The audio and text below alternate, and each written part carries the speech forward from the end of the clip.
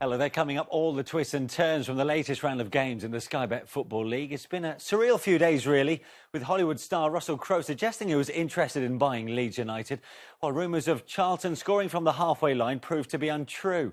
Well, joining Leroy today, fresh from seeing his son Lee take charge of Barnsley for the first time, we're delighted to have with us the former Yeovil boss, Gary Johnson. And here's what's on the way. 2 points clear at the top, Derby remain on track for a return to the Premier League after a 7-year absence. Our feature match sees Steve McLaren's Rams take on Fulham at Craven Cottage. As the struggle for Championship survival intensifies, 6 of the bottom 7 are in action against each other, with a full report from a crucial day. They have become the benchmark for talent production in the Football League. In the week when they beat Arsenal in the FA Youth Cup, we build up to the senior team's League One game with Swindon Town at the famous Crewe Alexandra Academy. And as ever, we've all the latest news, views and goals from another action-packed Saturday. 7 matches unbeaten and topping the table. It appears to be coming together for Derby County. So how would the Rams get on against a Fulham side flirting dangerously with the drop zone? Your commentator at Craven Cottage is Martin Fisher.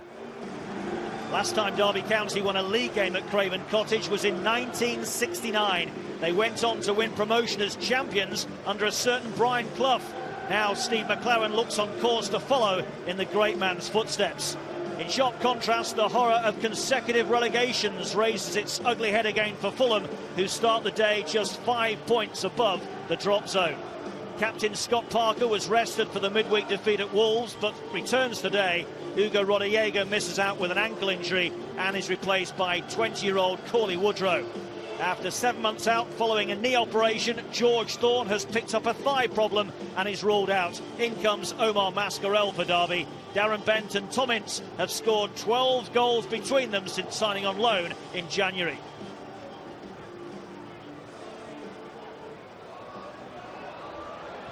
Christie being forced back towards his own goal. Keogh has lost out to Bodorov.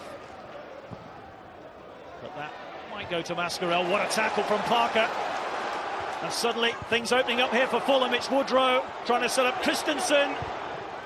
Still there, Christensen. Flying header over the bar from Tunnicliffe. It's the first genuine threat that Fulham have posed. And Tunnicliffe at the heart of it. Good defending from Derby here to prevent Christensen getting his shot on target. Tunnicliffe close to testing Lee Grant.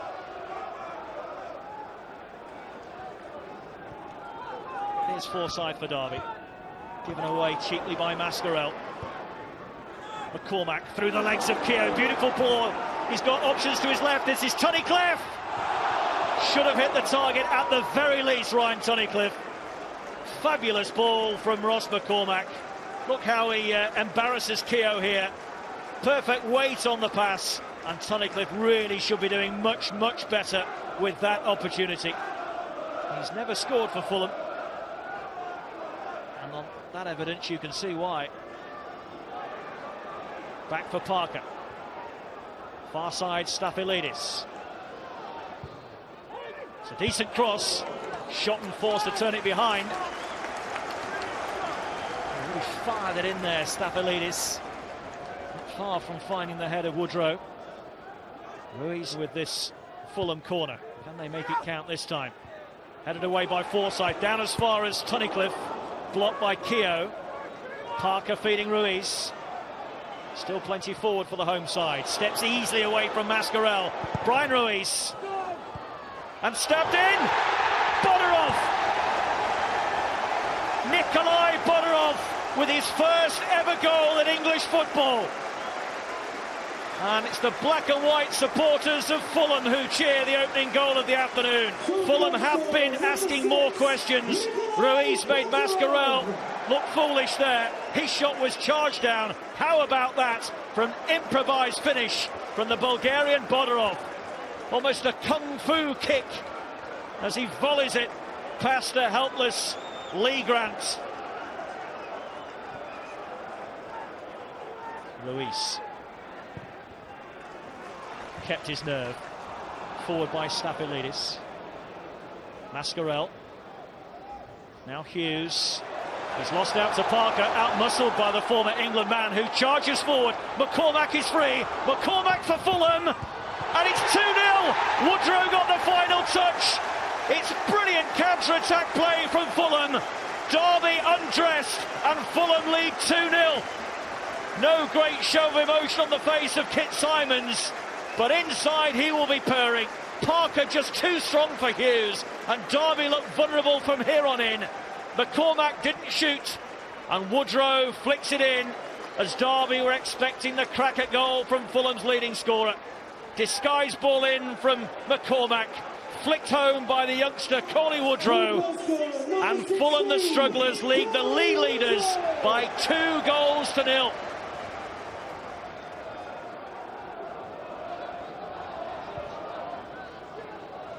Parker. Stapylidis. It's a cross that favours Fulham. It's dropped for Ruiz. Now Woodrow.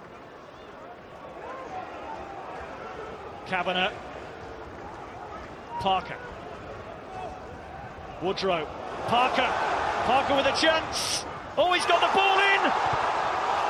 And McCormack denied by Forsyth. Fulham so close to what surely would be a killer third goal. Parker somehow squeezed the ball across. And Forsyth with a very timely and effective block as McCormack tried to screw it home from a tight angle. Keogh has to win it. In goes Bryson. Keogh. It's more like the sort of fight that Derby require. Ince. And he provides some magic. Oh, good stretch from Bettinelli. It was the deflection that the shot took there of Tunnicliffe that caused Bettinelli to have to jump backwards here. It's the first save he's made, and we're in the 69th minute. Just can't pick a pass at the moment, Derby. Unable to go forward, unable to carve open this Fulham rear guard, who are so well drilled. Richards just having a nibble on it. Derby free kick. 19 minutes to go. One goal might be all that it requires to turn the tide in this one. So Tom Ince over the set piece. Buxton and Keogh amongst those in yellow in the box waiting. It's curled deeper than those two. Hendricks got the header in, and Bettinelli with the save. That's as close as Derby have come today. Jeff Hendrick at the back post, just trying to squeeze it into the tightest of gaps. Hendrick, he's done well, and he's found Ince. He's got space far side in the shape of Forsyth, closed down by Richards, back for Ince to strike! Well, it took a flick on its way through. Referee says it came off a Fulham player, that's why he's given a corner. Had there been nobody in the way here, it might well have brought Derby County a route back into this game. Fearsome pace on it, flicked off the shoulder of Bodorov, who knew nothing about it. Here's Hughes for Derby.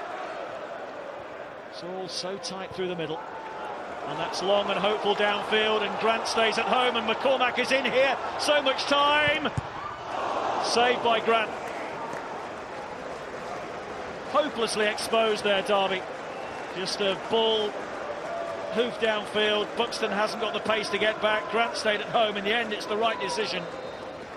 But McCormack will be disappointed that he didn't test the goalkeeper more than he did.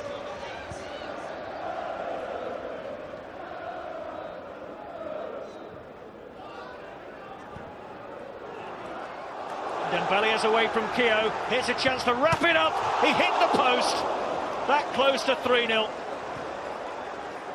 Still no league goal for Moussa Dembele, but surely now all 3 points for Fulham.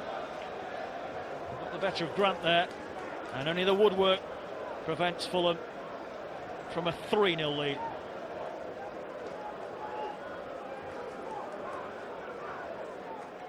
Overall, we've been playing very, very well. It's just been isolated spells and poor decisions, and some poor defending and not taking our chances. You know, these things have been costing us. But overall our play has been pretty good. But today we got it all together, and that's what you need to do at any level really, but especially in this championship. You don't win football matches performing like that, and Fulham was a dangerous team. I can't believe the position that they're in should never be there with the players that they've got, and I think they showed that quality today, and that's what we said. This is a team that can beat anybody in the league on their day. Today was their day. It was a bad day at the office for us. Dust yourselves down and go on Tuesday again. Well, it certainly was an impressive way for Fulham to get their first win in 9. I suppose anybody looking from the outside, Leroy, they would have thought it was Fulham who were the leaders going to that one. Yeah, absolutely. As you said, Fulham hadn't won in the last 8 games and Derby unbeaten in the last 7. I was a real concern for Fulham today because I thought Derby would go there and win the game, and it just didn't happen for them. They started off very well, Derby, had possession, but in the final third, they were insipid. They were just pathetic in a lot of ways and didn't have their first shot on target to the 69th minute of the game, and Fulham took full advantage. Gary, in many ways, that was the kind of performance we expected from Fulham, I suppose, consistently throughout this season from the summer. Yeah, exactly. Kit will be very pleased with that result because, as he said, they've not been playing bad, and it's just like the lack of goals they've not been taking, or opportunities they've been creating, but they haven't been taking their chances. And that's a wonderful result for them as a bit of a boost, and a boost for Kit because they've been on a bit of a poor run. But that's a very good win against a strong Derby team. They started well, did Fulham, and they certainly deserved taking the lead. If that wasn't the surprise, Leroy, the surprise was the goal scorer, Nikolai Bodorov. Yeah, they just had a run of attacks there, and it just fell to Bodorov on his right foot, and he just kind of, as a commentator said, just improvised and produced a really good finish with the outside of his foot. I think if he had to think about it, it wouldn't have been so good, but because it was instinctive, it was a great way to get off the mark. A fantastic first goal. Very Di Canio-esque, wasn't Yes, it? it You was, remember yeah. the goal he scored for West Ham? Yeah. I suppose with the second goal, the build-up to it, was it symptomatic of the two sides almost within a second we saw? Absolutely. Scott Parker just shrugged Will Hughes off the ball, and it happened throughout the game. Scott really did run that midfield today, and there you see Will's first touch just lets him down. Any question of that being a foul? No, not at all. Will's off balance, and he just steps in. Scott uses his strength. You just think he's pushed Ross McCormack a little wide, but he produces a lovely little dink into the 6-yard box for Woodrow to win the ball. That's a player that knows what's going on all around him, isn't it? McCormack there, he's shaped up to shoot, and a great little dink there for that fantastic goal. And he's a clever player, McCormack, and not only does he score goals, but he makes goals, and done great there. It's interesting you mentioned McCormack. I thought, the 3 experienced players for Fulham all came to the fore, the likes of Scott Parker, Ross McCormack and Brian Ruiz. But for Derby, was there a bit of complacency considering that they put 5 past Fulham in the last 2 meetings? Well, I'm sure Steve McLaren would have thought about that before the game, and obviously he would have impressed on the boys not to be complacent. But human nature is human nature, and I think Fulham had everything to go for because of their previous results, and Derby maybe, as you say, subconsciously were a little bit below par. OK, well, let's see how the other sides involved in the promotion race got on, starting with Derby's closest challengers, Middlesbrough. Heito Karanka's side were at Hillsborough to face Sheffield Wednesday. Hillsborough's not been a happy hunting ground for Middlesbrough down the years, but on current form, Heito Karanka's men will have fancied their chances, seeing as Sheffield Wednesday hadn't won here either since Boxing Day. Wednesday, who ended a 7-match winless streak with victory at Millwall in the week, carved out the game's first real opening as Will Keane headed over. With the Championship's best 2 defences on the same pitch, it was hardly surprising that clear-cut chances were hard to come by in the first half. Adam Forshaw lifted an effort wide before Wednesday defender Claude Dielna steadied himself but volleyed straight at the keeper. Stuart Gray's men are one of the few teams to win at the Riverside this season, and were on course for a double when Kenneth Omaru handled inside the area. Just 7 minutes into the second half, Ati Nuiu squeezed in the penalty to rack up his 9th of the campaign. With Borough still reeling from that setback, Wednesday hit them once more. Lewis McGugan's free kick flicked onto the post by Nuiu, and Keane was first on the scene to wreck the visitors' hopes of a turnaround. In fairness, Wednesday were full value for their win, as Middlesbrough suffered more disappointment for the second Saturday in succession. Patrick Bamford's tame header rather summed up their day. The first minute we were at them, we closed them, we forced errors, and we ruffled them a little bit. And then second half, I just thought we totally dominated the game, controlled the game. We won more second balls, which allowed us to be more creative. And like I say, we caused a very good side problems. I prefer to go home and to think about what happened today and which mistakes I made, and think about the future, because today the performance, the game, everything was very bad. Blackburn expected a rough ride at the Gold Sands, where Bournemouth needed to regain their momentum. Eddie Howe's men confronted by the prospect of slipping to 3 straight defeats for the first time all season. They did their best to put those thoughts to bed after Callum Wilson and Jan Kermorgant caused problems. Connor Pugh couldn't hit the target. But he was a busy man, involved again in the 1-2 that got Charlie Daniels in behind the Rovers' backline. In the second half, Pugh continued to cut a groove down that left flank, and his cross looked tailor-made for a finishing touch. But it was just too high for Wilson. Best perhaps for Bournemouth to aim for the head of Kermorgant, the midfielder renowned for his aerial prowess. Jason Steele called into action that time, and the Frenchman was only getting started. As Simon Francis crossed, Kermorgant made himself another yard. The Cherries getting closer and the fans more frustrated, already aware the top 2 had slipped up as this game had kicked off half an hour late because of traffic problems. Harry Arter continued the mission to end the deadlock, but Blackburn would be the first team all season to stop Bournemouth from scoring on their own turf, putting them in a position to clinch the points right at the death. Tom Cairney had time to set his sights and was just a whisker away. Their probably final ball or a final decision could have been better in the final third, but it's a game where we've worked the keeper. As I say, we dominated and we've asked questions, but for some reason it hasn't quite fell for us, and we haven't got the 3 points that we desperately wanted. I thought we contained them well. Tactically we did ever so well with our shape and our organisation, and then could have won it at the death with TC's chance, Tom Cairney's chance. Great opportunity for him, and we were waiting for it to wrestle him back in the back of the net. It's been a stormy week on social media for Leeds. Not only did Russell Crowe tweet his interest in owning the club, but striker Billy Sharp was spotted agreeing with fans, suggesting that he should have started in Leeds' midweek defeat to Brighton. This was an even better way for him to respond, pouncing after a mix-up between Aurelio Gomez and Akichi Anya. That midweek defeat had ended a run of 3 straight wins for the Whites. When Rudy Austin's stunner put Leeds 2 ahead here inside the opening 20 minutes, Ellen Road was confident that blip was behind them. But Troy Deeney is a reliable source of Leeds' woes. His 6th goal in his last 6 games against them gave Watford real hope as the sides went into the break.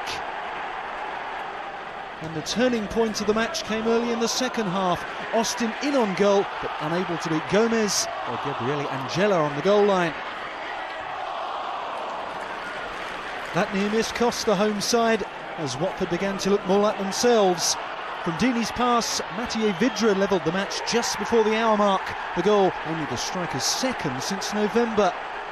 His confidence suddenly returned. Vidra began to lead the way for a revitalised Watford, Marco Silvestri having to deny the live wire check. And with 9 minutes to go, and he was faster to the loose ball than Sol Bamba, Vidra completed the comeback. Watford are now up to 3rd, 1 point behind Borough. Now there's something for Twitter to talk about. It's an important win for us, but it's nothing is definitely. We are serious job in front of us. They're a good side, I have to say. Probably as good as you're going to get at this level going forward. As regards his attacking sense.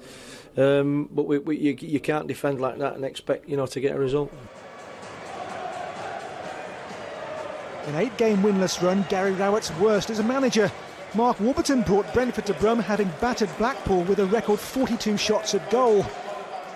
The Bees lost last season's top scorer Clayton Donaldson to Birmingham in the summer. He's not been quite so prolific at the high level. Nonetheless, David Button alert to make the save. James Tarkovsky given the job of marking Donaldson. All going well until 5 minutes before half-time. Paul Caddis's cross going in off the luckless defender. Brentford had won their last 2, impressively despite Warburton's days as boss being numbered. Skipper Jonathan Douglas had their best first-half crack at restoring parity.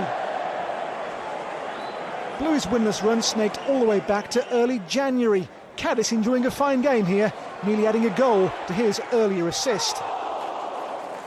This was a much improved showing from the home team, a very flat one from the promotion-chasing Bees. Donaldson teed up Damari Gray, who fired wildly over the crossbar.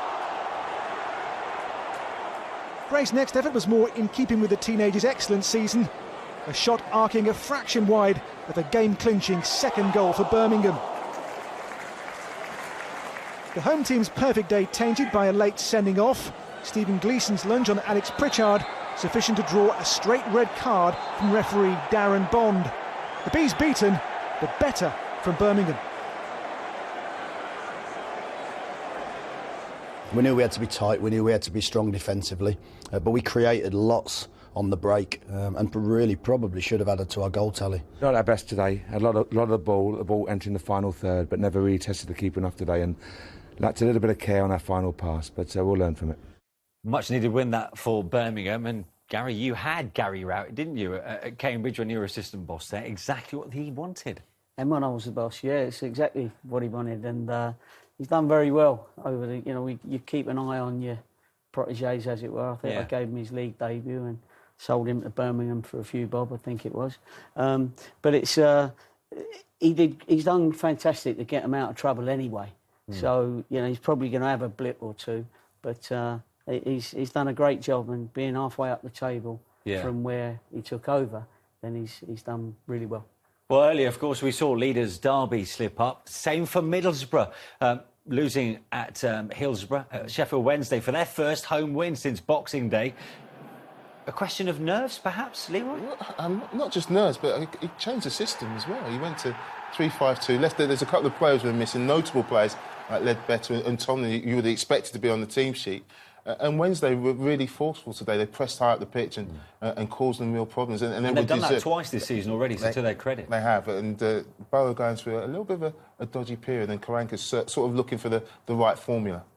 So with Borough, Derby and Brentford all dropping points, a very good day then for Watford. And what a time then for them to stage a two-goal comeback from 2-0 down to then win 3-2 at Ellen Road. That's another comeback. I mean, they've got 20 points from losing positions this season. And without Igalo, you thought they might struggle. But we forgot they've got people like Deeney and Vidra, that old partnership. And today it was Vidra who came to the fore, got a couple of goals. Bamba won't be too happy with his defending there. But, when they go a goal down, that's when they seem to start to play. And again, they've picked up 3 points. They've had to score 3 goals again, but they look more than capable of doing that. Watford's where you started as an apprentice, wasn't it, some time ago, Gary? Yeah, it was. They've got a great strike force. And you've got to have a great strike force to be able to score sort of 2 or 3 goals each game. You've got to have that in your repertoire in the dressing room. And if you know that as a manager, that you've got players that can score 2, 3, 4 goals, you've got every chance, because 1-0 down, 2-0 down, you've always can get the game back. To the other end of the table now, and a crucial day in the fight for survival, with 6 of the bottom 7 playing each other. Well, we start at Rotherham, who've shipped 11 goals in the last 3 outings. They hosted Millwall earlier. Ian Holloway was given the dreaded vote of confidence this week, despite increasing calls for him to be sacked. Tuesday's home defeat by Sheffield Wednesday cranked up the pressure ahead of the trip to Rotherham, but Martin Wolford got just enough on the ball to give his side the edge in this battle for survival. The Lions started the day 3 points behind the Millers, who had a superior goal difference, but for Adam Collins' sharp reactions, Lee Gregory would have had them 2 up. A big turning point, because within 90 seconds of the restart they were pegged back. Jos Højveldt in the firing line, first clearing straight to Danny Ward and then struggling to get out of the way. With 9 defeats in 14 and the games running out, it's starting to look desperate for the London club. Following good work down the right from Diego Fabrini, he spotted Wolford unmarked at the far post, but the home side managed to repel the danger. They've just come through a testing set of fixtures against teams targeting promotion, so this was a big chance to boost their own survival prospects. Jack Hunt smashed the paintwork, with Lions keeper David Ford reacting well to deny Ward a second. By now, Millwall was struggling to cope with the pressure. After failing to deal with a corner, Højveldt appeared to catch Kirk Broadfoot in the box. A lucky escape. But 5 minutes from the end came the killer blow, as Carrie Arneson thumped in the winner to leave Holloway's men 6 points from safety. At the end of the day, I knew the job I wanted to do, and it's not going very well, I must admit that, but I'm not guaranteed anything, and I haven't guaranteed anything when I came here. and at the minute it's just not going. So we'll have to blame someone, and the manager normally gets the blame. So I'll take that. I'd rather them shout at me than the team, but it's very detrimental when you're trying to concentrate, but the players are professional. I had to lift them at half time. They're feeling a little bit sorry for themselves, our group, and but obviously we got a quick goal, and when you have it off the post, off the line, perhaps a couple of penalties on another day given, but we got the goal. Just above the bottom three, back-to-back home wins have given Brighton fresh confidence, and like opponents Bolton, the breathing space of a 6-point cushion. Ben Amos prevented Sam Baldock from giving Albion the lead inside the first 5 minutes, as it turned out by far the best opening of the first half. Tim Ream with a test for David Stockdale from distance that the goalkeeper handled comfortably enough, while former England striker Emo Heskey made his biggest impression a long way outside the box, with a stumbling challenge on Lewis Dunk more suited to the Six Nations. After the break, Brighton's January signing from Celtic, Berham Kyle, had Amos at full stretch. The Israeli a key figure in the club's upturn. And there was more to worry Wanderers when Joe Bennett burst into the box. Amos off his line sharply, and Matt Mills blocking Craig McCall-Smith's shot before João Teixeira's miss-kick eventually let the home side off the hook. In a difficult run, Neil Lennon's men had just lost 3 in a row, a sequence that would be broken thanks to a moment of individual inspiration. From Josh Vella's pass, Zach Clough with a terrific turn, and the presence of mind to pass the ball coolly into the corner. That's 6 goals since the turn of the year for a teenager rapidly making a name for himself. Brighton pressed hard to salvage a point, but the template was set because Engelualoa found Bolton offering stubborn resistance, and Rowan Ince lacked Clough's composure. Brighton's still sweating, though the gap from the bottom 3 remains the same. Bolton are a step closer to safety. I enjoyed the last couple of minutes. I enjoyed the goal. But in between then you could tell it was, two teams who, were edgy, understandably so, considering the positions they both found themselves in. It was always going to be a tight affair, a difficult place to come at any stage.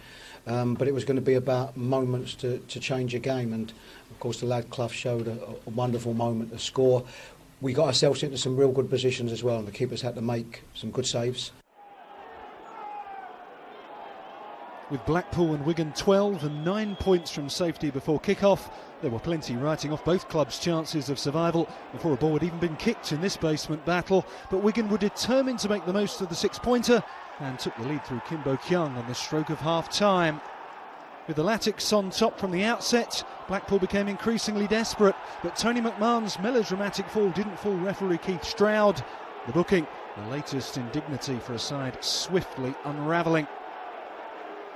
The Tangerines' big chance came and went just after the hour mark.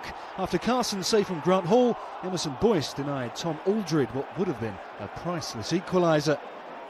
But Lee Clark admitted that Wigan were deserving winners. Harry Maguire's goal doubled the lead for Malky Mackay's side, who displayed grit and quality on a rotten surface at Bloomfield Road. James McLean confirmed Wigan's second win in 11. They just about stay in touch with those above them. Blackpool looked doomed, but they kept plugging away and did pull one back when Gary Modine scored his second for the club. Despite being 15 points from safety, with only 12 to play, it seems the Tangerines aren't about to throw in the towel just yet. It's not beyond me, because mathematically it says it isn't, but it's made it much more difficult than it was before the game. A hell of a lot more difficult. But while there's the possibility mathematically to still do it, we've got to keep fighting. We knew it was going to be a tough game. It's a local derby. We're both fighting for the points, obviously. Lee's a good experienced manager, and I knew his team would be up for it. The pitch was particularly difficult, as we knew it was going to be. But I thought to a man we were terrific today. Well, Blackpool-Wigan was a Premier League fixture, of course, 4 years ago. Both sets of fans are dreading the fact that that could be a League One game come next campaign. That is a huge win as far as Malky Mackay's men's concerned, Gary. So it's always a big 3 points, any 3 points, but they've put a bit of more daylight between them and Blackpool, of course. But every 3 points, they would like to think gets them a little bit closer to getting outside of the relegation zone. Yeah, and if Wigan's plight is looking desperate, they're 9 points adrift. Blackpool 15. How much do you fear for Blackpool in the wake of that result? I really do feel maybe it's time for them to start planning for life in League One. Really? Yeah, and as a club, sometimes you have to say, look, we hold our hands up, you know, now let's start looking forward. I know they've got plenty of games to go between now and the end of the season, but let's use it positively. Instead of chasing, we know something that we know that we can't achieve, maybe we should prepare for, you know, in terms of getting players in, getting players mentally right for a season in League One. They've had a massive turnaround of players, haven't they? Yeah. You I know, think Blackpool? Yeah, it's Blackpool. over 50. Yeah, it's unbelievable. That they've used this season. Not sure that you can get any sort of consistency, really. I'm sure Lee Clark's doing his best, but so it's very difficult to get results with that amount of inconsistency. Another big game between two sides at the wrong end. Rotherham against Millwall. This time, Carrie Arneson, who I know was, you know, Steve Evans mentioned, at fault for one of the goals in midweek, comes up with a late winner. And I suppose, you know, with a team like Rotherham battling against the tide and bigger budgets in that division, you can sympathise with the fight that Steve Evans has on his hands. Yeah, I can, and he's just got to keep going. He's got to try and get the best team out there that he can. It's a magnificent division to be competing in, anyway, for any club. And, you know, they're not dead and buried yet. He's in there fighting, as he's proved with the result today. And every result in the Championship is a big result for the smaller clubs. As a result of that, interesting admission from Ian Holloway, saying he knows he's lost, you know, some of the fans at Millwall. Yeah, I mean, it's been an horrendous time for Ian. I mean, he's 60 games in charge. He's lost 27 games in this division. They've only won 3 out of their last 19 games. So, and the Millwall fans stay with you. You know, no matter what people say about them, they stay with you and they're loyal. So when they do turn, he's got a real problem. Time to round up the remainder of the fixtures from the Championship now, with our first stop being Wolves, having won 3 of the last 4 and scoring 12 goals in the process. Could they be timing their charge at just the right time? Kenny Jackett's men were at Cardiff. A first appearance of the season for Cardiff's owner Vincent Tan, and a week where the club announced debts of £174 million. On the field, at least, things have been improving. 5 unbeaten as Wolves came calling, and a bright start too, but Owen Doyle's penalty appeals were quickly dismissed. The Irishman still searching for his first goal since his January move from Chesterfield, and almost got lucky as his teasing cross deflected off Danny Bart. Wolves wouldn't be quiet for long. Having racked up back-to-back wins, scoring 8 without reply, they once again demonstrated their skills on the counter-attack. Benikafobe doing the hard part before Rajiv Van La Parra's cross dropped kindly for Bakary Sakho, who tucked away his 4th goal in 3 games. Down the other end, Thomas Kuszczak got his fist to Peter Whittingham's free kick and was no doubt relieved to see Aaron Gunnarson's header loop over. Whittingham's set pieces were a constant threat. In the second half, Kenwyn Jones was inches away from sending Wolves back to square one. They still needed the security of that second goal. A defensive mix-up gave Afobe his big chance, but David Marshall spread himself to keep Cardiff in contention, whose hopes of staying unbeaten for the whole of February suffered a major blow when Whittingham went flying through Matt Doherty. Already booked, he knew what was coming. The first red card of his career left the Bluebirds a man light for the final 25 minutes, but his departure seemed to galvanise his team. Another free kick caused chaos in the box before Bruno Aquili-Monga eventually blazed over. Wolves were made to sweat right to the very end. In the 3rd minute of 5 added on, Cardiff almost got their break, but Jones's deflected header was cleared off the line by Richard Stearman as Wolves closed the gap on the top 6 to 2 points. Nottingham Forest looked the side most likely to make a late charge from the Championship's middle tier. Old boy Simon Cox spurned the chance to disrupt their progress at Reading before the side revitalised since Dougie Freedman took charge, seized control in the second half. Matty Fryatt with the first warning of what was to come, bringing the best out of Adam Federici. An awkward landing for the keeper, but perhaps just as painful was the sight of Ben Osborne's effort nestling in the top corner as Forest took the first step towards a 5th win in 6. Next it was Fryatt tormenting the Royals, who've had a forgettable February on their own soil, his fancy footwork leaving Steve Clarke's men on the brink of a 3rd successive home defeat.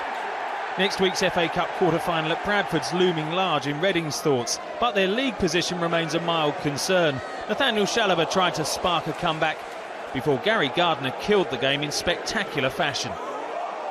It's still a sizable gap to the top 6, but with this finishing and on this form, Forest will think anything's possible.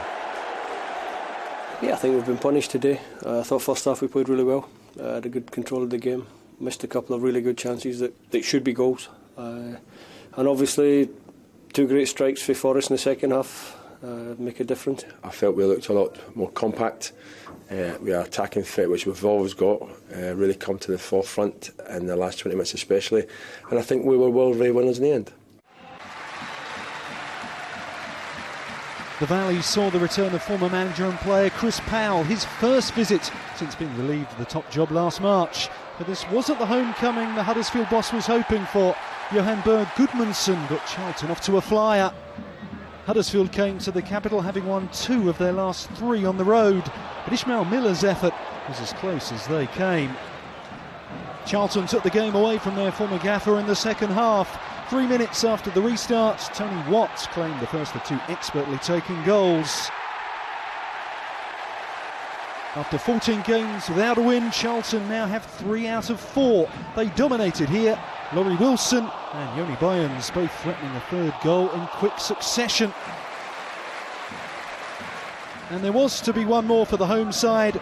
Watt with some tidy feet and an explosive finish as a ruthless Charlton made it a thoroughly unhappy return for their club icon. It was second best really against a side who, you know, especially with their front two very lively, Igor and Tony Watt, and you know, we needed to deal with their threat, and we didn't do it. Today it was a full stadium in Charlton. It's not happened every day, and it was very important to us that the fans will go home with a good feeling, because I'm sure that everyone enjoy, because today we play fantastic, we play brilliant. Tony Watt certainly looks like a decent addition at Charlton. Not the return to the Valley that Chris Powell obviously would have hoped for, but for Wolves, I mean, what a response after not that long ago, really, losing 5 in a row and another decent win, this time at Cardiff. Yeah, I thought they might have to settle for mid-table, in all honesty. They won 8 of their last 12. Back to getting clean sheets. The super stat that we got is that Kenny Jackett, in his 80 games in charge, has 40 clean sheets. And if you know Kenny, like we do, he'll be delighted with that, because he was a defensive midfield player. He always, you know, underground talent, always based the way he coached on making sure he kept clean sheets, and they've done it fantastically well. He's a good defender himself for club and country as well. So, he's putting some of that into the team, I should think. Yeah, and Sacco getting amongst the goals, of course, almost after playing third fiddle to the likes of Noah Dicko and Benica Fobi. For Nottingham Forest, well, the renaissance under Dougie Freedman continues, unbeaten in 6, Gary. He's done brilliantly well since he's got into the hot seat at the City ground. He has done brilliant, and he got another opportunity, didn't he, in management very quickly. And he's taken it by the horns, really, and done very well. 3 good goals. What about these 2 in particular, Leroy? Well, good is an understatement. They're exceptional goals. The first one is a wonderful strike from Ben Osmond. The keeper's got no chance. And this one, the third one, from Gary Gardner. Look, what an amazing strike. It just epitomises where Forest are at the moment, playing with confidence, enjoying their football, and Dougie will be enjoying it as well. 5 wins in 6. Only a few days ago, Dougie admitted the playoffs are over, but they're only 9 points adrift. Yeah, look, it's an outside chance. It's a very slim chance, but the way that they're playing at the moment, you know, you never know. They can get a run of winning maybe 3 out of their next 4 games. They'll see where they are and then go from there. But look, they're 50 points now, which is a great achievement. They look like they're playing with a bit of freedom, don't they? Yeah. And they're in credit with a few good results, so they're taking pot shots and chances, and it's coming off for them. It certainly is. Now, it's not often Crewe and Monaco are mentioned in the same breath, but both inflicted shock defeats on Arsenal this week. The French side's success in Europe may, of course, have dominated the headlines, but Crewe's FA Youth Cup win over the Gunners was certainly no less significant to a club that has a fine track record in producing young stars of the future. Clem takes up the story. Steve Davis' side prepared to meet Swindon in League One.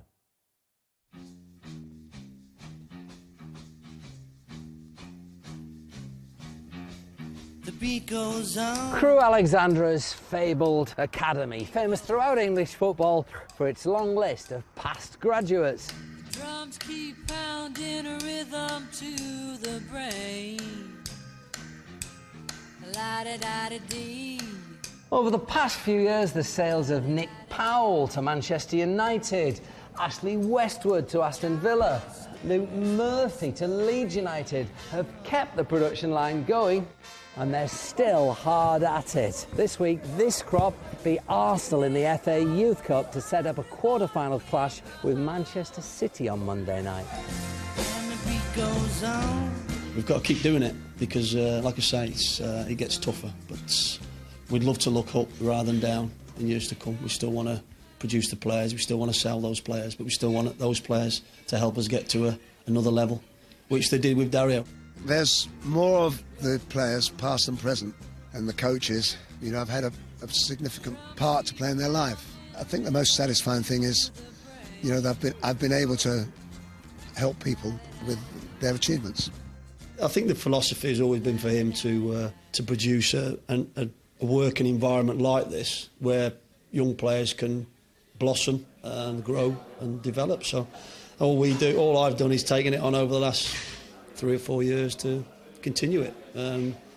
As I said, he started with virtually nothing, and this is what he's built. So we're just delighted that the facilities as they are. It's brilliant.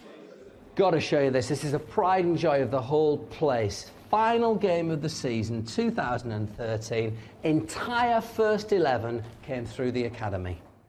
So you signed on here when you were 7 and you're now 23? 23, yeah. I want one thing you learn as a very wee kid that you still take on the pitch with you every single game now.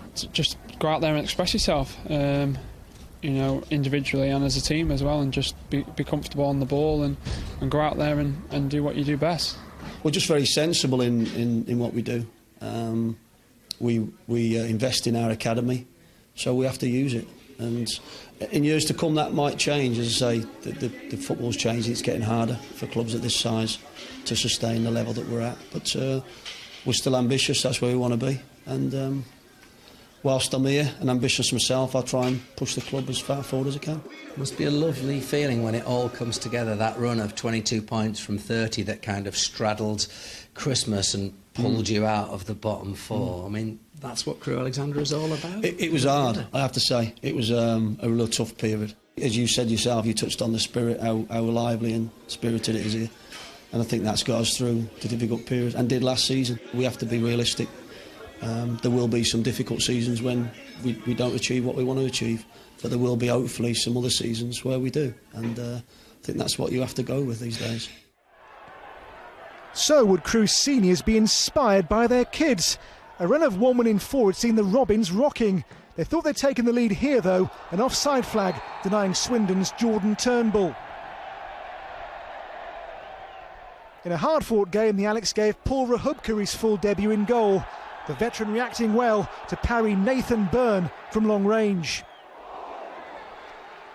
League One's worst defence last season is the second leakiest this time. What has Rahubka let himself in for? He was a busy man in the second half, his palms next stung by Jonathan Obika. Even if goals were elusive, red cards weren't. Swindon's Jack Stevens shown a second yellow card for kicking the ball away.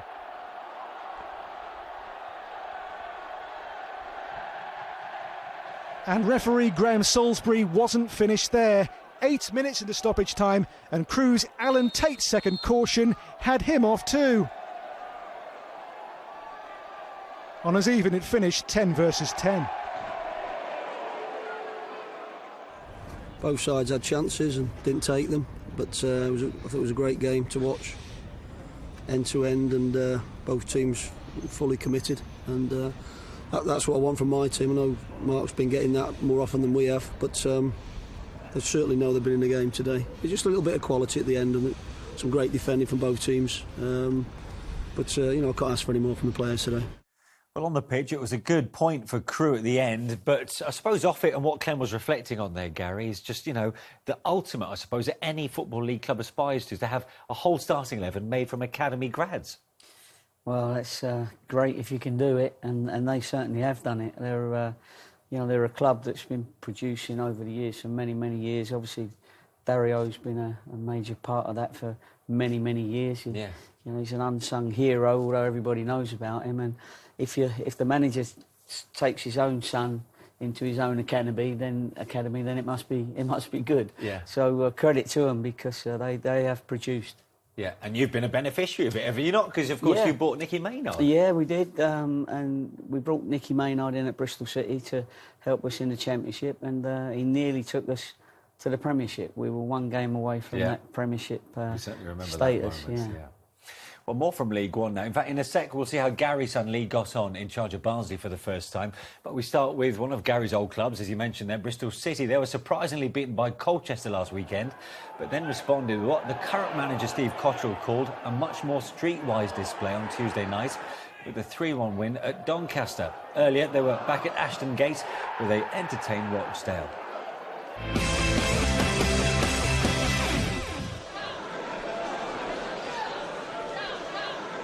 Ahead of this game, Cotterill described Rochdale as dangerous opponents. Dale's Peter Vincenti backed up that notion as early as the 9th minute. But 5 minutes later, and against the run of play, Aaron Wilbraham went some way to allaying his manager's concerns by giving Bristol City the lead. Rochdale had lost 3 of their previous 4 matches, but had scored more goals on the road than anyone in the division. Vincenti was almost too desperate to better that statistic. It was proving not to be his day, however hard he tried. Early in the second half, he again found himself in sight of goal, only to be denied by the agility of former Rochdale keeper Frank Fielding. The leaders had done enough to avert the danger. We knew that we had to be good today defensively and tactically with that, so thankfully we were. The boys did everything they were asked today, just that we were on turnover and possession. We were a little bit anxious. Sky Blue skipper Jim O'Brien said this week the players are not departed boss Stephen Pressley with the root cause of the team's shocking form. Caretakers Dave Hockaday and Neil McFarlane got the perfect response. 9 minutes in, Chris Stokes' first goal for the club. It was almost 2 months since Coventry last won a league game. MK Dons began the day in second place. You'd have got long odds on a start like this. Just 12 minutes played and it was 2-0. On-loan Reading youngster Dominic Samuel now has 4 in 5 league matches. MK Dons took over 1,600 fans to the Rico. They'll have enjoyed the skills shown by former Coventry player Carl Baker, as he supplied Daniel Powell to cut the home team's lead to just a single goal. In the dying embers, the Dons even sent goalkeeper Ian McLaughlin forward to try and save the game. It wasn't to be. The first home win for the Sky Blue since October. The caretakers off to a terrific start. We haven't won at home for many months, and I think it was a nervy performance. There's been a lot going on this week, but it was going to take that kind of steel, determination, grit, whatever you call it, to get 3 points and really turn the corner at home. And as I said to a man, I thought they were fantastic. Well, I thought we deserved way more than what we got. Credit to Coventry. I thought they stuck to the guns really well, and we had a 5 minutes of madness where we conceded 2 silly goals. Other than that, other than actually the save that Ian made that led up to their first, they didn't have a shot on target after that, or a shot. Sheffield United's players wore black armbands as a mark of respect for David Shred Spencer, a much-loved lifelong fan who died suddenly during the week. And they started on the front foot at Crawley. Jamie Murphy's close-range effort only parried by Lewis Price before Michael Doyle put the loose ball over the bar. But it was the home side who opened the scoring just past the hour. Former Sheffield Wednesday defender Richard Wood taking great pleasure in meeting an Anthony Wordsworth free kick. Crawley had taken care of promotion-chasing Preston and Swindon in recent weeks. But when Ryan Dixon pushed over Matt Doe 9 minutes from time, Mark McNulty had the chance to extend the Blades' unbeaten league run to 6 games. It was a pressure penalty, but the club's top scorer kept his cool. And with 2 home matches to come, Sheffield United remain in very good heart. Crawley started the game well, but once we settled down, dominated the sort of last 30 minutes of the first half and then most of the second half. So to go 1-0 behind, it was a brilliant free kick that they took. Very disappointing to go 1-0 behind. The departure of Darren Ferguson left academy manager Dave Robertson in caretaker charge of Peterborough for the visit of the FA Cup quarter-finalists. 7 minutes into the second half, his side edged in front, Gabriel Zakuani getting the final touch on John Taylor's free kick. Just as the 90 minutes were up, Peterborough were given the chance to make sure of the 3 points, even though there didn't appear to be much intent on the part of Bradford's Billy Knott. Michael Boswick stepped up to score his 3rd goal of the season and get the post-Ferguson era off to a successful start. We just asked them to give us a level of performance that would make ourselves and the supporters here at the Abax Stadium proud, and I feel they've done that. And we said, as long as you do that, we feel that you'll get the result that you deserve. And listen, against a very strong Bradford side, I was over the moon with the performance. Oldham's first game since manager Lee Johnson left for Barnsley. Caretaker Dean Holden's side behind to Paul Huntington's header after 66 seconds. Another Paul, Scholes mentioned as a possible successor to Johnson. The lifelong Latics fan might think twice on this evidence though, as Preston ran riot. Chris Humphrey hitting the bar. The respite though was short-lived. Daniel Johnson was on loan at Oldham earlier this season. Now he's thriving at Preston since his move from Aston Villa. Who could do with a goal scorer? His third in successive matches was taken emphatically. It's a Preston squad full of natural goal scorers, none more so than Joe Garner. This won't win any awards, but a classic case of right time, right place. That's 15 for the season. A welcome return too for Jermaine Beckford. An ear infection affecting his balance had him out of action for a month. Both his balance and ability to finish appeared in rude health here. Having him back gives North End real options for the run-in. 4 goals away from home, coming to a team that obviously got a caretaker in place now, and you never know what to expect. So obviously all round fantastic day for us in front of a big following that we've brought here today. New Barnsley boss Lee Johnson couldn't have picked a more difficult first fixture than Gillingham if he tried. The home side unbeaten in their previous 7 league games, but his new players responded really well and netted the only goal of the match 11 minutes into the second half.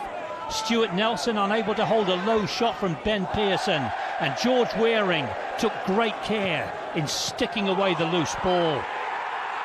The Gills have been brilliant since Justin Edinburgh took over the reins, but they failed to take a couple of respectable chances to equalise.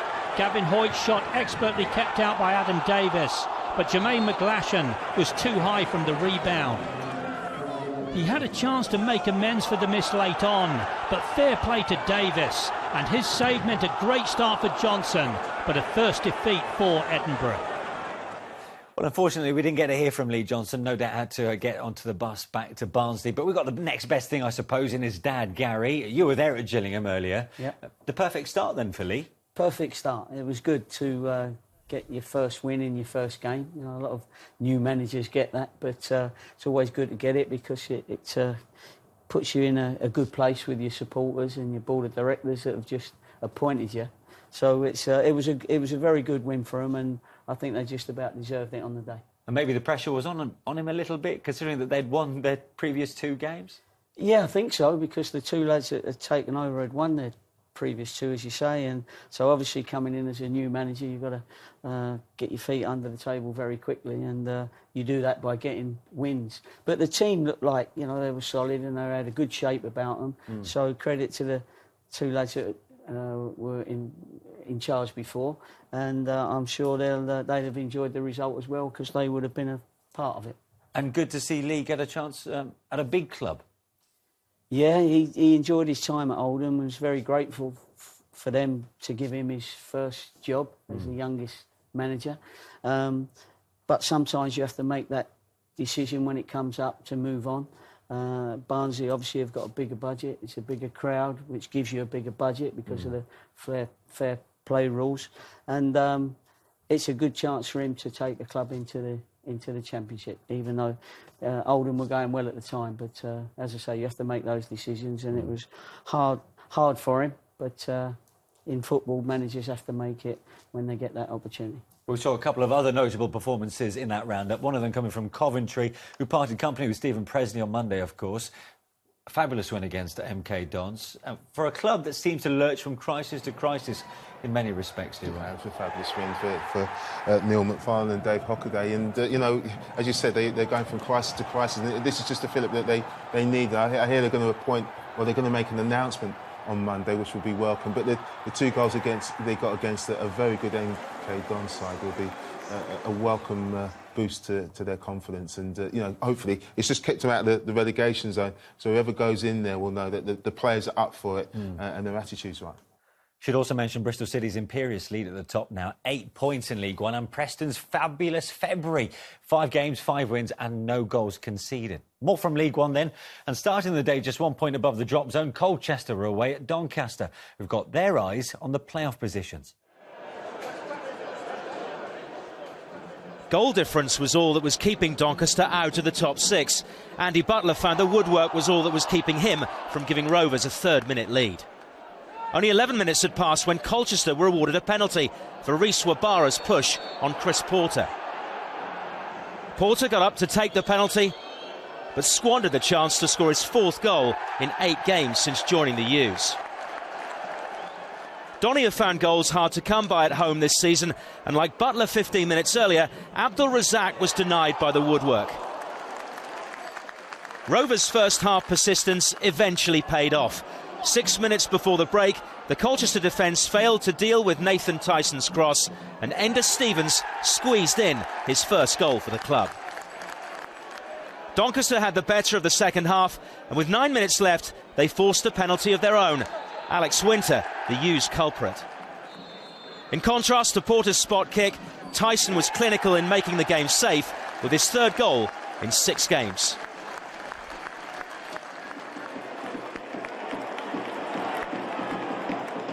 Four successive defeats had left Chesterfield's promotion push rather the worse for wear. They'd not lost 5 in a row for 3.5 years. Ollie Banks kept out by a combination of Chris Maxwell and the bar. No coincidence the poor form has come since 25-goal Owen Doyle was sold to Cardiff. Filling his shoes, the on-loan Keelan Lavery. He fired the Spyrights in front. It was 2 before half-time. Banks' free kick wreaking havoc in the box. Defender Sam Hurd on hand to poke it home, provoking a Fleetwood inquest. One man doing too much talking was Anthony Sarcevic. 2 rapid yellow cards for words out of turn. Too much for referee Pat Miller. There was no way back for the 10 men. In fact, it only got worse. American Bolly Arayibi's composure, making the 3rd for Sam Morsey. An impressive return to form for Chesterfield. Fleetwood boss Graham Alexander the next to cross the referee and be sent to the stand. His next problem, to find somewhere to sit. Would you mind, awfully? Well, it was a non-event really today. For a professional football game, to be a professional football game, that means 2 teams are allowed to compete against each other, and that wasn't the case today. Leyton Orient stuck away 3 goals in winning at Chesterfield in their last away game. And on loan Swansea teenager Ryan Hedges set them on the way to another vital victory when he fired home the opener against Walsall early in the second half. And 3 minutes later, Hedges turned creator for Chris Dagnall. Orient's top scorer hadn't found the net in 6 games, but he sealed the points on his 50th appearance for the East London club. Bottom of the table, Yeovil won 4-0 the last time they visited Glanford Park. They continued where they left off by taking the lead shortly before the half-hour mark. Gozi Ugwu's hard work down the left was eventually rewarded by Joel Grant, who was making his first start for 4 months. Deep into added time at the end of the first half, Byron Webster's foul on Paddy Madden gave Scunthorpe the chance to equalise. 35-year-old Gareth Stewart is usually giving advice to the Yeovil keepers, but after injury forced off Artur Krushak, the club's goalkeeping coach found himself facing former Glover's favourite Madden. The 19 months since his last appearance clearly hadn't affected his judgment. 16 minutes into the second half, Stewart was again called into action, but this time he couldn't keep out 18-year-old Hakeeb Adelarkin's shot, which earned Scunthorpe a share of the points.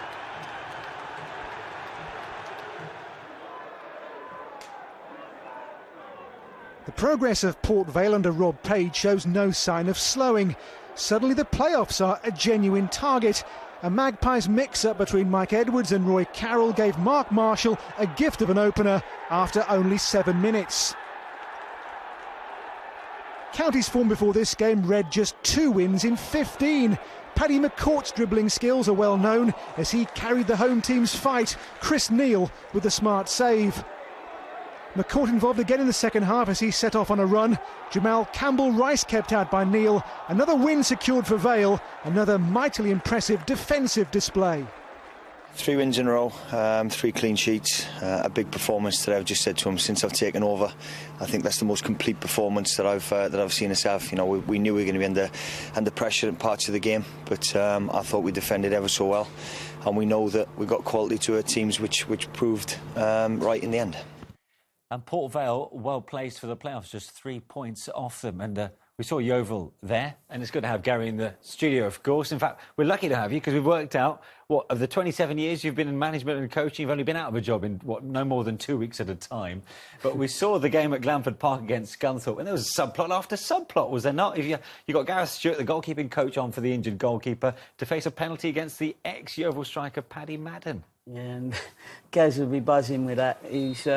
He would have practised his goalkeeping against Paddy's penalties. Paddy always wanted to do a bit of extra shooting after training and do his penalties, and Gaz just psyched him out there, and as I say, he'll live off that for the rest of his life, let alone the rest of his career.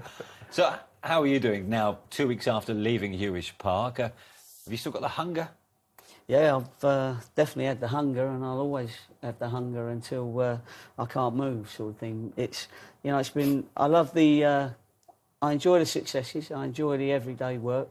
I enjoy helping young coaches along as well with me. Terry Skiven and Darren Way have been 2 great coaches that are going to make a living out of the game. And if there's anything out there, thank you for asking. Then I'm ready, able, and willing. That's for sure. Yeah. And looking forward to my next project. OK, Coventry's been mentioned. Really? Have you been approached at all? No, I haven't been approached at all, and it's just something that you're out there and available, and obviously as jobs come up, you look at them and you hope to maybe get a phone call or you put your CV in somewhere. But as you say, because of 27 years on the trot, I've not had to put in a CV anywhere. Yeah. And so maybe I'll have to get one together or get my agent here to put my name about. He's never come across a computer in his life. But it'd be nice to get a job where there's a club that's at the higher end of the budget, where they're at the league that they're competing in. I've had a few clubs where we've had to pull rabbits out of hats a little bit. Yeah. And it'd be nice to nowadays, especially with the fair play rules, to be able to get a club with a big crowd, big gate, and be able to use that and put that into the team. Well, we certainly wish you well. Thank you. And hope to see you back in the game soon. Well, time to catch up with League Two now. And there was a shock for leaders Burton Albion on Tuesday night. They suffered their first defeat in 14 matches at Accrington Stanley, with the winner coming from Josh Windass, the son of Bradford and Hull goal-scoring legend Dean.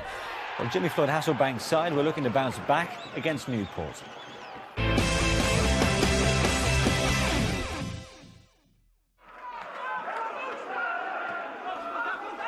Whilst one unbeaten record may have gone, Burton were trying to preserve another one, with Jimmy Floyd Hasselbank yet to taste defeat on home soil. Adam McGurk did almost everything right, but his luck was out as Newport countered their blessings. Their boss Jimmy Dack has just been given the job until the end of the season, so a positive result here would make his week. Mark Byrne got a sight of goal, but John McLaughlin was quick to cover his near post. Newport have just extended the loan spell of Miles Story from Swindon, who just shy of the hour smashed in his first for the club to inflict back-to-back defeats on the leaders and lift his own team into the top 7. It's a massive win. Every win's a big win. To come to the top of the table side and get 3 points is a fantastic thing for this football club, But, we're delighted with the 3 points. We'll enjoy the weekend, and then it's back to the drawing board again Tuesday. They were a little bit fresher and a little bit quicker, and they gave us problems. We were a little bit unlucky, hit the post, and if that goes in, the game opens up a little bit more. Shrewsbury were putting the only unbeaten home record in the Football League on the line against one of the form sides in League Two. And having won 6 of their 9 matches in 2015, it was hardly surprising to see Northampton take the lead after 20 minutes via the boot of Chris Hackett. 2 minutes into the second half, the Cobblers caught the Shrews cold with a well-rehearsed free-kick routine. Joel Byram sweeping the visitors 2 goals in front. Shrewsbury had gone 16 home league games without defeat, and they weren't about to see it end here. Mickey Dimitriou's header 6 minutes from time gave them hope of keeping the record intact. But in the home side's desperation to get forward, Northampton had the chance to seal the win, only for Ricky Holmes to be denied by Jason Lutweiler.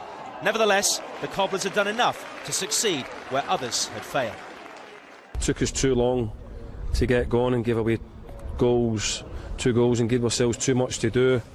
They'll always fight and battle away, but on the day it's been too late, and when the chances have came along we haven't taken them.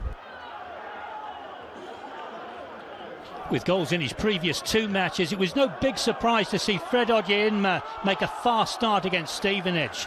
And after he spurned a pretty decent early chance, he made amends in the next Wickham attack. Released in behind by Paul Hayes, he showed delightful presence of mind to roll his side in front. But just before the half-hour marker, Borough were level. Tom Pett timing his run superbly to meet the cross from Chris Whelpdale. The midfielder's 4th in his last 7 appearances. And deep into first half stoppage time, Dean Parrott's free kick sneaked through to give Stevenage the lead. But when you've got a poacher in form, you've always got a chance. And a far post on Ogyinma header brought the scores level at 2-2 with 19 minutes still to play. Now it was anybody's game. But Wickham were big favourites after Chris Beardsley picked up a 2nd yellow for coming together with Saido Jumbate.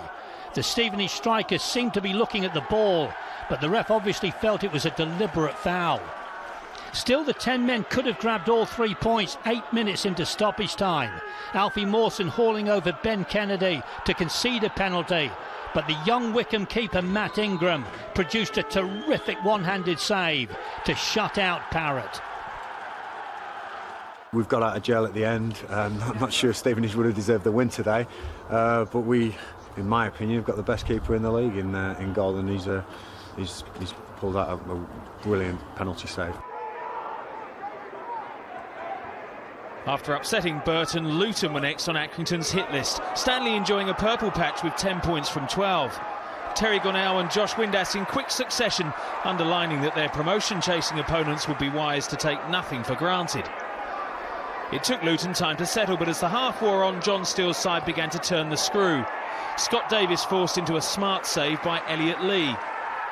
And the home club got a grip on the match 4 minutes before the break. Jayden Stockley's header couldn't be stopped. The Hatters hopeful of getting back in the winning habit after a pair of away defeats that had stalled their assault on a top 3 spot. That mission accomplished when Lee was allowed the time to tee up Luke Guttridge. The Luton players' reaction to their recent blip, just what their veteran boss wanted to see. We're all going to drop points.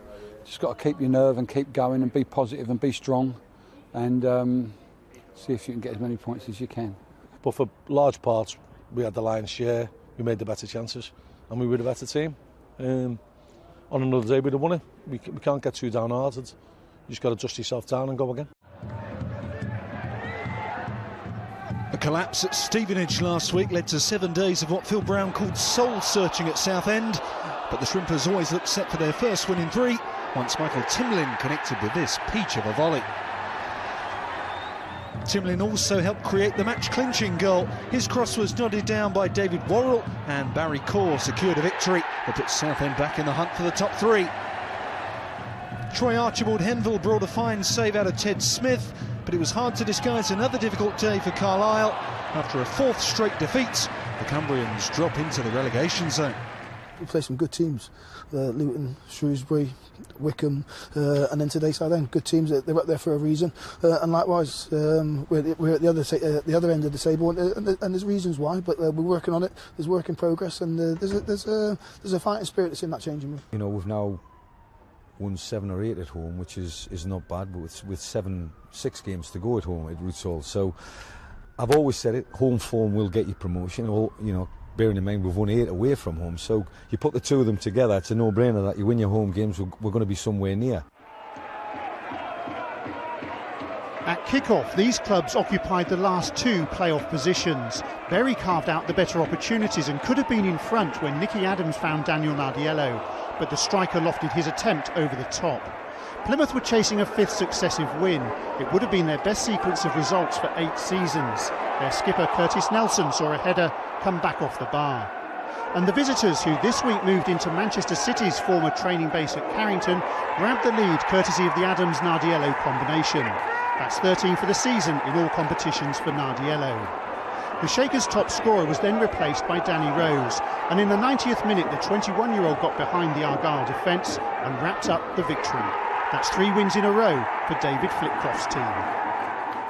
Great result, great performance. First half completely controlled and dominated the proceedings against, a real strong, athletic Plymouth side. First half, the control we had was outstanding without really the finishing touch. Second half, probably didn't have as much control or dominance, but the two goals were fantastic and probably come at the right times in the game for us.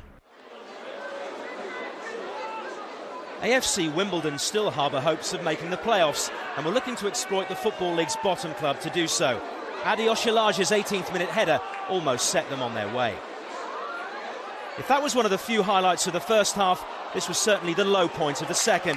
While the challenge by David Winfield was a firm but fair one, Michael Wood's afternoon was ended by what Hartlepool fear is a serious ankle injury. With 17 minutes left, Pool's emotions went from concern to joy as debutant Ryan Bird secured them an important 3 points in their bid to avoid relegation.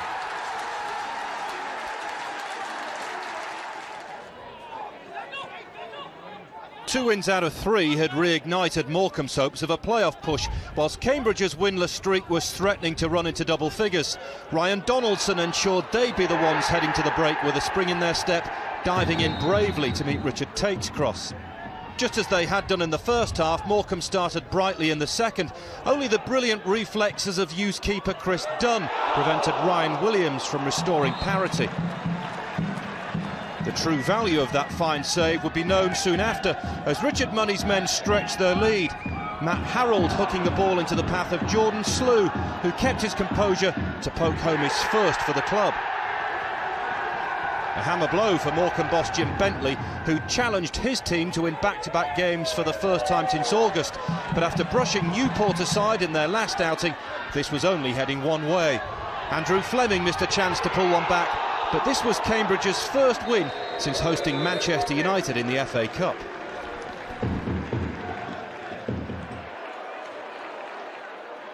Portsmouth fans rolled up expecting a thriller minute. 13 goals in the club's previous 2 games, 9 of them for Pompey. After a fabulous ball from Jeb Wallace picked out Matt Tubbs, they were mighty close to celebrating another.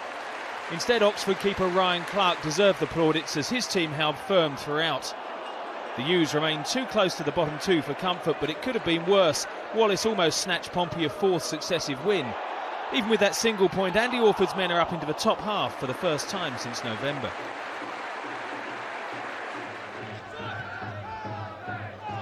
Both these clubs were seeking some redemption after defeats the previous week.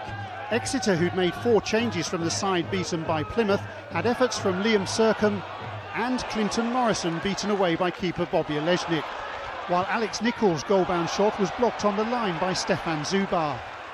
After appearing for Italy under-20s in midweek, Diego De Girolamo was back at York, and his pass gave Wes Fletcher a sight of goal. But Grecian's keeper James Haymon stood firm as it finished goalless. Only bottom club Hartlepool have scored fewer goals than Mansfield Town, and Jack Thomas squandered a golden chance at the far post to give his side the lead against Dagenham. But the home fans didn't have to wait long for a goal after the break. The lively Junior Brown released on the right by Reggie Lamb, and when the ball came back off keeper Mark Cousins, Lamb was on hand to put Mansfield in front.